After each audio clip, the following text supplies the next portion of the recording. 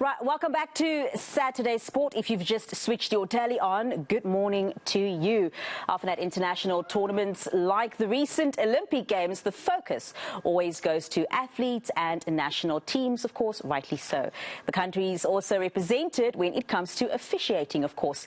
In hockey, the Wright brothers, Peter and John, have had successful careers on the international hockey stage as umpires. Peter Wright was in Tokyo the last few weeks and joins us from Sydney, Australia via Zoom, having called time on his career after the Summer Games. We're going to chat to him a bit about the Olympics as well his retirement. Of course, we do also have Simnikiwe Xabanisa, senior sports writer, still in studio here with us. So let's quickly just get Peter. Peter, good morning to you. Thank you so much for joining us. I think we seem to be having an issue getting Peter on with us. All right, so while we try and get Peter, let me quickly head over to you, Simnikiwe. Sims, I think we expected it to be difficult for Team South Africa, and I'm specifically focusing on the hockey team now. We expected it to be not bad, but rather difficult for them going into the Olympics for many very reasons. So what do you make of their performance? I thought they were great.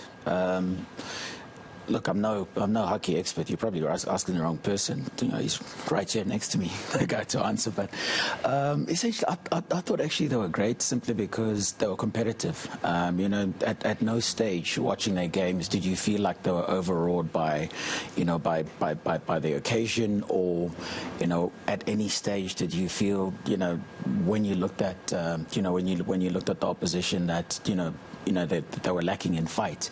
And those are two very basic sort of things you look for in a team. And all I could, you know, as a layman, when it comes to hockey, all I could think of was, if only we could get the right structures and get them in the right competition so that, you know, they can work on the skill side of things, because, you know, they've got the, you know, the important foundations of what it takes to, you know, to be competitive. Yeah, let's quickly see. We've got, sorry to cut you there, Sims. I think we might have Peter Wright up. So let's quickly just make sure that we can hear each other. Good morning, Peter. Thank you so much for joining myself and Simniki, where we really do appreciate it. Now, of course, you were at the Olympics recently officiating, and you've also now called time and you have decided that you are going to retire. So we've talked to many athletes and, you know, what it's like for them with the new normal being COVID-19 and, you know, being athletes in a bio bubble. From your side, you know, as an umpire, what are the challenges that you have faced due to COVID-19 when it comes to officiating? Morning, or firstly, morning, Nicole, and I hope you can hear me now. I can, yes, perfectly well. Yeah, great stuff, and greetings from quarantine in Sydney, which is great fun at the moment. So part of our COVID struggle. But yes, you're so right with the challenges that COVID has set for everyone, and not excluding us as officials. I think for a lot of us as a group of officials in Tokyo, the preparation was really hampered. You can do as much training as you want, physical training and gym work, etc. But the lack of international hockey was really a big factor in a lot of the people that arrived in Tokyo. I know some of my Asian friends weren't even lucky enough to do club games, let alone anything internationally. The Europeans were lucky. They had quite a comprehensive season with the Euro Nations tournament just before the Olympic Games. And I was lucky enough to be based in Perth, so we had two internationals where Australia played New Zealand in the Pro League. So a little bit of training, but overall I think not quite what we were hoping in the lead up to a big event like the Olympic Games. Peter, just looking at the nuts and bolts of officiating in a typical hockey game, what were the fundamental sort of differences in terms of, this is what I'm used to, you know, this is what I'm used to in a stadium full of people, but, you know, this is, you know, what it now feels like? I think we were quite lucky from the hockey side. Hockey is a sport that doesn't unfortunately get too many spectators. But the hype of the noise around the stadium with the announcers and the music that was being played, I mean, funnily enough, they even had this almost like a bit of noise in the background that made it sound like there was a bit of chatter from a crowd. And then as well as all the TV cameras and the different angles, etc., that you have from them, you really didn't notice much of a crowd situation from an umpire side. I think perhaps from our side we focused so much on the actual play that the crowds don't have as much of an impact as they would do for the teams. So from that side, it didn't really hamper any of our performances during the actual tournament. Now, Peter, because we struggled to connect with you earlier, I don't think that you heard a bit of my intro, because I was making reference to the Wright brothers. And I know you can't see us, but of course we can see you, and we've planned a bit of a surprise for you, because we do have the other Wright brother in studio here with us. Your brother John is here, and he's been telling us, yeah, he's sitting right here, so I'll be sure to send this to you. So he's been telling us how very proud he is of you. I know the two of you have a 3-year difference. And I know John has a few things to say to you. Very early in the morning for us to get up here, let me tell you. And a very fresh morning in South Africa. So nice to see you in Sydney. I'm glad I didn't have to go through any of the quarantine and isolation that you guys have had to do. But a fantastic hockey career, and well done. Very few have had the opportunity to umpire 130-odd matches, and I think to go to an Olympic Games is another fantastic achievement. So well done. I think the hockey community in South Africa is very happy.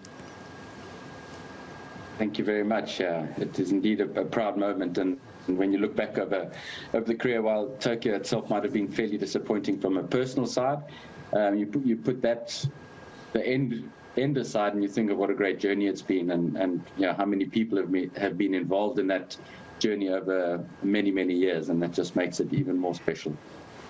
So, Peter, I've got to ask you what it's like having a brother who is 3 years older than you, and of course both of you have been umpires when it comes to hockey. And it's not just sport. I think in any occupation, you know, individuals sort of look after themselves, so sometimes it can be a bit difficult to find your feet and find your way. But with you, you have an older brother that you can learn from, you know, someone that you can look up to. So what has that relationship been like for you? Well, I mean, I think I've been very lucky as who better to learn from than one of the world's best. And being lucky enough to do my first ever international with John way back in the early 2000s, that was really great, because, you know, you've got a calming influence on the other side. And then also just whenever you're going through various lows in your career, you've always got someone to turn on. And to offer you some really wise words, because there's a good chance that he's been through some similar experiences. And then when you have the highs as well, that you know you've got someone who can celebrate those with you. So it's been really special. On a funny side, it's quite strange going to some of the tournaments, and the other officials from other countries will look at you and they'll comment to another umpire saying, "Oh, John's not very friendly today." And they'll turn around and say, "Well, that's because it's not him." So even though he's been retired for a few years, people still get us mixed up, which remains a bit of a joke within the umpiring circle. Because you guys look very alike, you know, whilst you have the 3-year difference, you literally look like twins. The day will never come where John can say, "That's not my brother." It's quite obvious that you are. Now, Peter, just a quick one. Of course, with officiating in hockey, you've now been forced to retire at the age of 47. I was actually going to ask you about your plans now after retirement, but I understand that unfortunately it's a decision that doesn't really lie with you. At the age of 47, you have to retire. So what can we expect from Peter Wright coming out now that you are retiring? Wow, that is an interesting question, and from a family side, it's going to be great just to be able to spend some time with Lindsay, my wife, and daughter Katie, who I think, as you know, they've been in Perth for the last 5 years, where Lindsay's been pursuing her hockey dream of trying to better herself as a coach and gain some invaluable experience outside of the country to try and make herself a better coach. So to spend some time with them is going to be really first on the cards for me. And then I'm sure I've put my hand up and shown some interest in possibly following a career in umpire management, where it's my turn to give back to the young up-and-coming umpires that are below and showing a bit of promise. So hopefully the International Hockey Association will recognize that, and I might be able to get onto some of those programs as well. So at home, I've been lucky enough to be doing that for the past few years in the women's section of South African hockey. And it's just great to also see how some of those ladies have come through on the world stage as well. So it's my turn to give back. I've been lucky enough to receive so much from hockey over all the years. that I think it's just right that I put my hand up. And yeah. Guys, I guess my next question is actually for both of you. You've both travelled the world, with hockey, and you've seen everything there is to see as hockey. I know John's has ended up with cricket administration, and thankfully you ending up in hockey. What ideas have you guys got from obviously all of the travel in terms of what can be done to improve South African hockey? Maybe we should start with John. Yeah, well, Sims, hockey has got to get its own structures right in South Africa first. Charity starts at home, they say. So, I think it's a known fact that hockey has got so much talent in South Africa. We just don't seem to take the next step forward. And I always use the example of Belgium in particular, who've now become the Olympic champions. Back in 2004, when South Africa were qualifying for the 2004 Athens Olympics, they played against Belgium in Spain. And in actual fact, Greg Clark scored the goal with about 9 seconds to go in the game to ensure South Africa's qualification for the Olympic Games. Belgium fell off the bus. Couple of years later, quite a few years later, all of a sudden Belgium were world beaters, and I predicted at the start of the Olympics Belgium would definitely be there and thereabouts, and they showed us how good they are. They're really an absolute domination in men's hockey in the world, and I think we can take a couple of feathers out of their book. And how they've transformed their hockey. They've become very competitive. They have competitive club sides in Belgium, and there's no reason why we shouldn't be able to do similar in South Africa. We need to have stronger domestic competitions. That is critical, and our top players need to play more competitive hockey on a more frequent basis, and that should be a recipe for much better performances going forward. Peter? Yeah, I think just to echo on what John is saying as well, to witness our guys playing at the Olympic Games was something to behold. And I think, Nicole, like you mentioned earlier, we were expecting a rough ride for them, and they did totally the opposite, and they arrived there so prepared and with such a clear game plan. I was lucky enough to watch most of the games when I wasn't officiating on the other pitch. But to watch them play against the Dutch when we went 3-0 up, and then unfortunately just lost it right at the end of the game as well. And then when they drew with Canada right at the end, to see that fighting spirit and some of the most exciting players that we've seen in our men's team in a long, long time.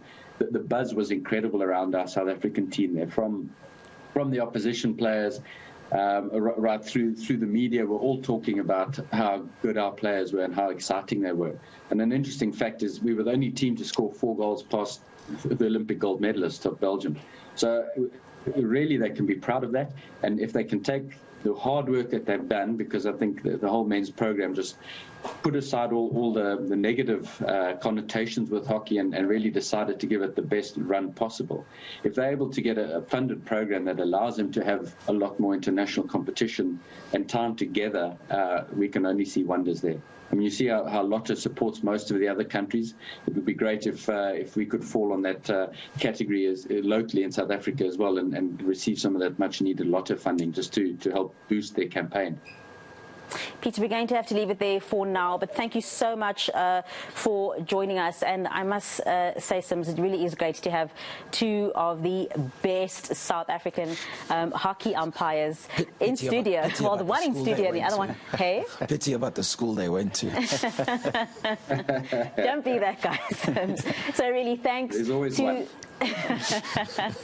There's always one. Thanks to the Wright brothers. Big thank you, John. Thank you as well to you, Peter. We really do appreciate it. And thank you for everything that you've given to sport. Thank you for everything that you've given to hockey as well. Now, still to come, the Boks missed the 2020 Rugby Championship because of the pandemic. Of course, they're now back in action this evening against Argentina. I'll chat to Sims about that next. Stay with us.